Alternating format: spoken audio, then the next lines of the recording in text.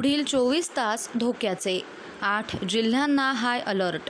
महाराष्ट्राच्या दिशेनं झेपावतंय मोठं संकट। राज्यात पुन्हा एकदा जोरदार पावसाचा इशारा हवामान विभागाकडून देण्यात आलाय। निर्माण झालेल्या कमी दाबाच्या पट्ट्यामुळे सध्या राज्यावर गारपिटीसह पावसाचं संकट घोंगावत आहे। गेल्या 2 दिवसांपासून राज्यातील अनेक भागांमध्ये पावसानं हजेरी लावली। याचा मोठा फटका शेतकऱ्यांना बसलाय। फळबागांचं मोठं नुकसान झालंय। ऐन हातातोंडाशी आलेला घास निसर्गानं हिरावून घेतला। शेतकऱ्यांचं मोठं नुकसान झालंय।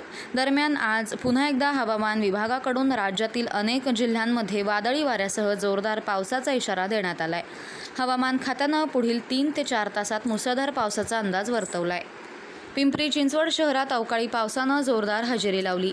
अर्धा ते पाऊण तास झालेल्या पावसानं सखल भागात पाणी साचलं।